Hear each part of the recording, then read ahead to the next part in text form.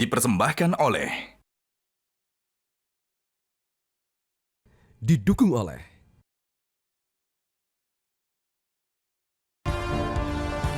Anda masih bersama kami di Prime Time News dan masih bergabung bersama kami Bu Yanti dan Pak Alfon. Saya lanjutkan, saya ingin langsung ke Pak Alfon. Apa dasar Anda berdalih bahwa temuan emas dan uang yang disita dari rumah Febri Adriansyah di Sentul Bogor tidak sah untuk dijadikan sebagai alat bukti, Pak Alfon? Ya, terima kasih. Sebagaimana saya katakan tadi, ini kan persoalan bagaimana mengumpulkan alat bukti itu kan. Nah, oleh sebab itu makanya yang harus dipertanyakan dan dilihat lebih dahulu terkait dengan apakah memang cara mendapatkan itu sudah sah atau tidak. Pertama, saat menggeledah. Nah, tadi kan saya sudah katakan, penggeledahan itu ada persoalan terkait dengan sprindiknya. Karena itu menggabungkan antara tindak pidana asal gitu ya. Dan kemudian penggeledahan di rumah Sentul itu tidak mempunyai dasar izin dari pengadilan yang sah. Karena ada kesalahan penggunaan surat perintah penggeledahan sebagai dasar izin dari PN Cibinong dan kemudian penggeledahan tanpa izin dari Jaksa Agung. Nah, ini kan terkait dengan bukti permulaan cukup untuk menggeledah rumah jaksa itu tidak terpenuhi. Dan begitu juga penyitaan, tidak ada izin dari pengadilan dan kemudian nomor surat perintahnya penyitaan itu terlebih dulu lahir sementara bukan dalam tahap penyidikan. Nah, ini menjadi dasar bagi kami untuk menyatakan bahwa proses pengumpulan alat bukti itu menjadi tidak sah. Nah, kalau misalnya dikatakan tadi ini sudah lama, ya artinya selama itu belum ada dong alat bukti yang lainnya. Kan sebenarnya bukan persoalan lama, tetapi apakah memang bukti-bukti tersebut sudah cukup?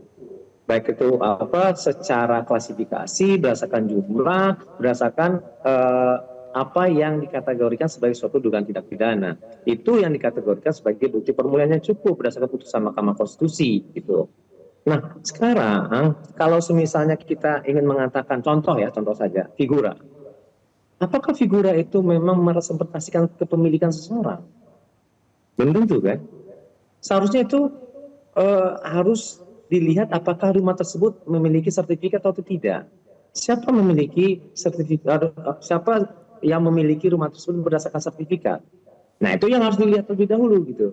Nah, kalau misalnya kita ingin mengatakan bahwa itu menjadi alat bukti untuk menjadi suatu kepemilikan, nah menurut saya itu sangat sumir sekali gitu. Ya bisa saja gitu kan di dalam suatu rumah itu ada foto seseorang, tapi pertanyaannya apakah foto orang itu merupakan dan menyatakan itu menjadi suatu kepemilikan rumah tersebut? Belum tentu juga. Gitu. Nah itu harus menjadi suatu pemikiran bahwa apakah itu merupakan suatu hal yang relevan atau tidak. Apakah itu sesuatu hal yang kuat atau tidak, dan banyak hal lagi sebenarnya. Nah, poin pentingnya di situ sebenarnya begini. Pada saat penggeledahan itu kan itu ditampilkan. Nah, penampilan wajah itu sebenarnya memperlihatkan adanya pelanggaran tentang perlindungan data pribadi, khususnya tentang privasi. Apalagi kalau misalnya ada dokumen-dokumen yang sebenarnya tidak ada relevansinya.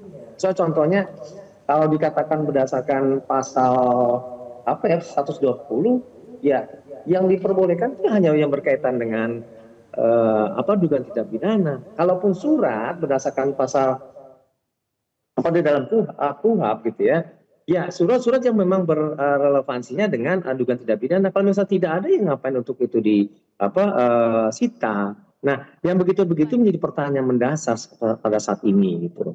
Nah, jadi ini ada dua hal yang menurut saya menjadi penting gitu kan, selain terkait dengan persoalan dari predikat crime itu sendiri gitu kan.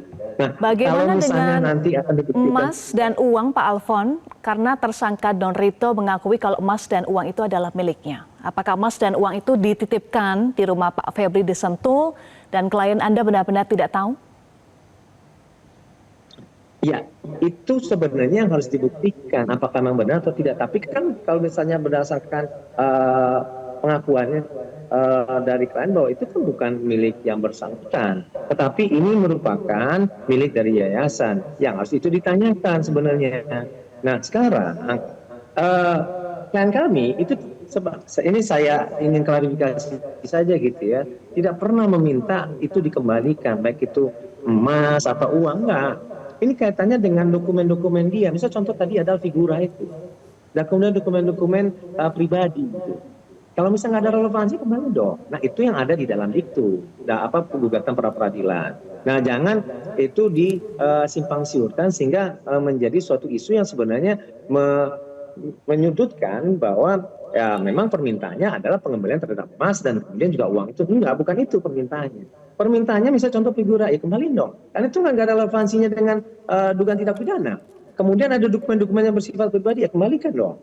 Atau juga dokumen-dokumen yang tidak ada relevansinya dengan dugaan tindak pidana itu harus dikembalikan. Itu yang ada dalam diktum. Jadi ini clear bahwa persoalannya itu bahwa pada saat ini dokumen-dokumen yang bersifat pribadi dan itu wilayah-wilayah privat dan itu ya silakan saja untuk diri sementara kemudian harus dikembalikan gitu.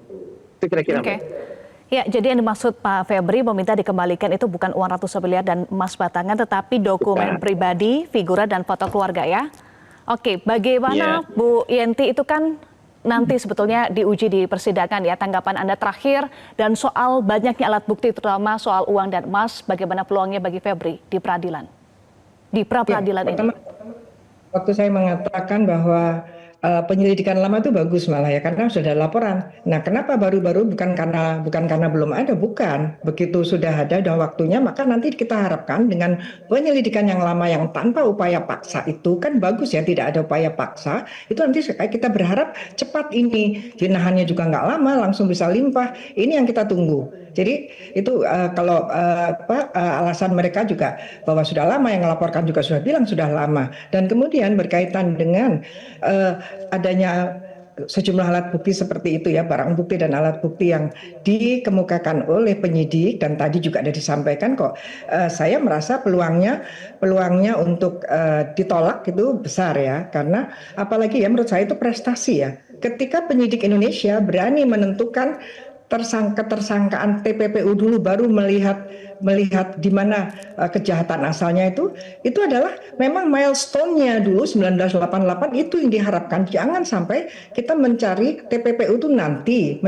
menyita itu nanti setelah ada kejahatan asal, karena kemungkinan memang kejahatan asal sedemikian rupa modusnya sehingga tidak bisa terungkap, maka masuklah strategi tentang aset tracing, tentang suspicious transaction, tentang harta-harta yang tidak sesuai dengan keberadaannya, tidak sesuai dengan profil kepemilikannya atau di tempat yang tidak sesuai. Itu nanti kan sudah didalami bahwa penggeledahan itu tidak harus ini rumah siapa, sepanjang penyidik sudah mempunyai fakta yang sangat keras, nyata ya, hampir nyata bahwa di situ ada barang-barang yang berkaitan dengan hasil kejahatan dan sebenarnya tidak peduli itu rumahnya siapa, itu yang harus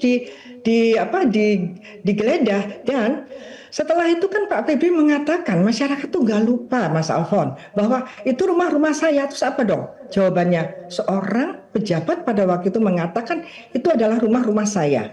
Terus sekarang Anda mengatakan bahwa itu begini. Ya nggak bisa lah. Tolonglah, ini masalah korupsi dan masalah bagaimana sorotan masyarakat terhadap para pejabat di masa-masa korupsi sangat tinggi ini, tolong diberikanlah alasan-alasan yang bisa diterima dengan nalar masyarakat. Jangan juga meremehkan daya talar masyarakat sehingga seolah-olah masyarakat itu bisa gampang dibodohin, gampang direkayasa pemikirannya sehingga naluri-naluri kewajaran yang bisa difikirkan masyarakat itu seolah-olah itu akan diputuskan, diremehkan, ditolak oleh sedikit orang ya, karena sangat jelas kok dia dikatakan kok, masa dia menyebut kata-katanya sendiri bahwa itu rumah saya, bahwa barang itu ada yang punya, ada. Nah itu kan bisa jadi yang punya juga dia, karena memang ada yang punya, hanya yang bersangkutan mengatakan kalau rumah saya, kalau barang itu ada yang memiliki, tapi kan tidak mengatakan bukan saya yang memiliki. Nah itu kan juga bisa didalami dengan pemeriksaan karena waktu itu belum diperiksa dan penetapan tersangka tidak harus diperiksa terlebih dahulu berdasarkan KUHP ini, meskipun korupsinya itu jauh sebelum KUHP ini itu tidak ada urusannya karena ini adalah prosesnya saat KUHP ini sudah ada dan tidak ada lagi itu putusan MK, yang ada adalah KUHP ini bahwa tidak ada satupun pasal yang menyatakan bahwa menetapkan tersangka harus saksi dulu atau harus diperiksa dulu. Demikian. Baik, kita nantikan proses pra-peradilan yang saat ini masih bergulir. Terima kasih Ibu Yenti dan Pak Alphonse sudah bergabung bersama kami di Prime Time News. Prime Time News akan kembali usai jeda dengan sejumlah informasi lain untuk Anda. Tetaplah bersama kami.